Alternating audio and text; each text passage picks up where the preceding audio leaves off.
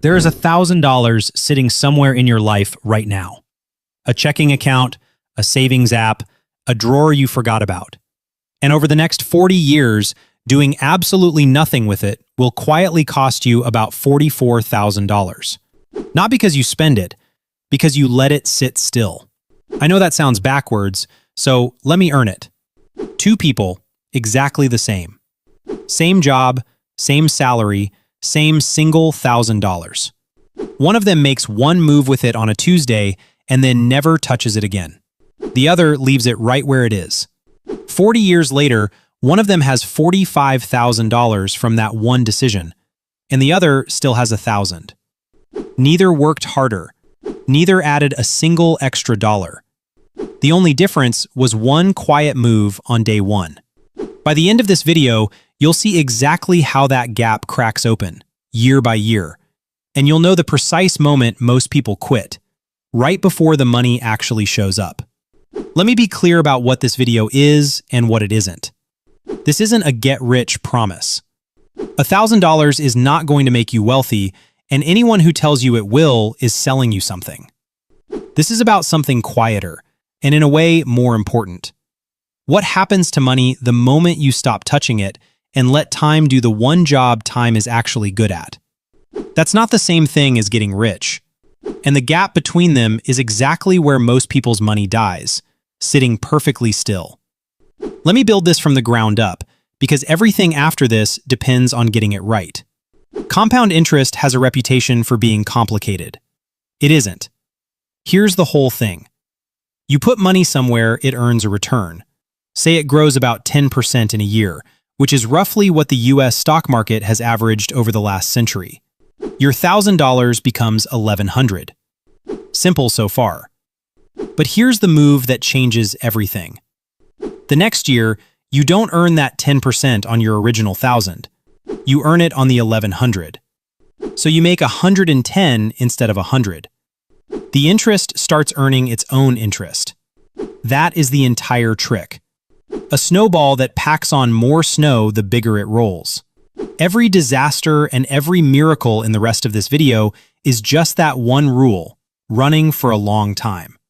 Now let me show you the calendar, because the timing is the part almost nobody pictures correctly.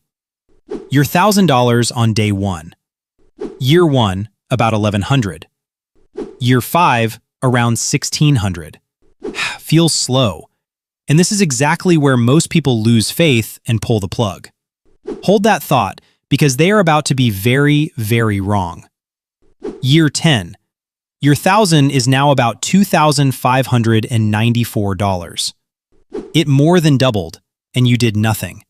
Year 20, it's $6,727. It didn't just double again, the growth is visibly speeding up. Year 30, $17,449. And year 40, $45,259. Sit with the shape of that for a second. In the first decade, you gained about $1,600. In the last decade, year 30 to year 40, you gained almost $28,000. The same 10 years. The same untouched $1,000. The only thing that changed is that by year 30, the snowball was finally big enough to matter.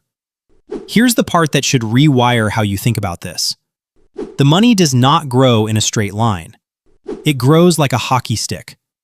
Most of that $45,000 appears in the final stretch, which means the single most expensive mistake you can make is quitting early. Picture the person who panics at year 15, when the balance is sitting around $4,200 and pulls the money out. They don't lose a little.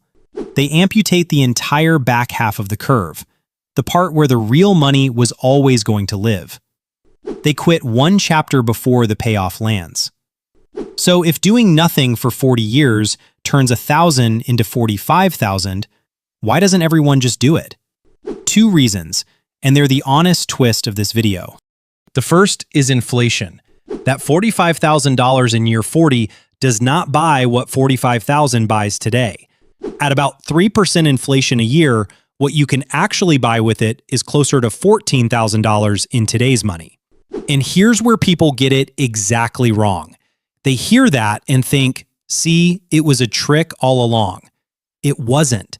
$14,000 of real, spendable purchasing power out of a single thousand you forgot you owned is still 14 times what you started with. Inflation shrinks the number. It does not erase the win. And here's the part that flips it. Inflation is the reason letting the thousand sit in a checking account earning nothing is the real loss. There, inflation does erase it. Sitting still in cash, your thousand doesn't politely stay 1,000. It quietly melts to about $300 in real purchasing power over those same 40 years. Doing nothing in a savings account and doing nothing in an investment are two completely different decisions wearing the exact same word. The second twist is taxes, and this one you actually control. If that money grows in a regular taxable account, the government takes a slice of the gains when you sell, usually around 15%. On a $44,000 gain, that's a few $1,000s off the top. But put the very same $1,000 inside a Roth retirement account, and that tax becomes zero. Same $1,000, same 40 years, same doing nothing. But one version hands you the full $45,000 and the other quietly trims it down. The account you choose on day one is worth thousands of dollars you will never see a bill for. Now here is the most important number in this entire video, and it isn't about the $1,000 at all. It's about when you start. Watch what 10 years does. Start at age 25 and let your 1,000 ride to 65. That's the full 40 years, $45,000. Now start the exact same 1,000 at age 35 instead, with the exact same return, and at 65 you have about 17,000. The 10 years you waited didn't cost you 10 years of growth. It cost you $28,000, more than half the entire result, because the years you skipped were the powerful ones, bunched up at the very end of the curve. That's the whole secret in a single line. It was never really about the $1,000. It was about the time wrapped around it. Time is the one ingredient you can never buy back, and it's the only one doing the heavy lifting. So what do you actually do with this? Not panic and not chase. The loud version of this advice is to obsess over finding the perfect investment, the magic 12% instead of 10%, the hot stock your coworker won't shut up about. That's the wrong lever, and it's a small one next to the two that actually bend the curve. Lever 1. Start.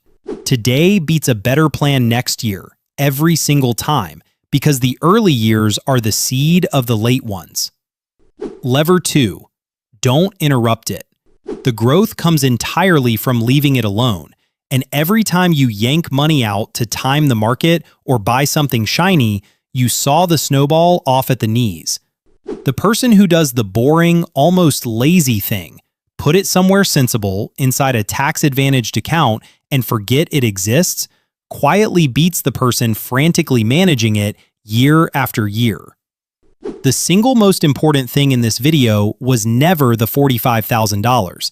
It was the realization that the most powerful financial move available to you is also the one that asks the least effort. Start early, then get out of your own way. That same idea, that time beats effort, works on every dollar you will ever invest, not just this one. The people who build real wealth aren't smarter than you. They just started sooner and touched it less. If this changed how you look at that idle 1,000 sitting in your account, do the one thing that costs you nothing. Give it a place to grow before you close this tab, while you're still thinking about it. Because the cruel joke of compound interest is that it rewards the one decision you can make in the next 5 minutes and punishes the one you keep putting off until next year. Subscribe, because the next video takes this same lazy 1,000 and adds just $5 a day on top of it, and what that does to the final number genuinely surprised me. I'll see you there.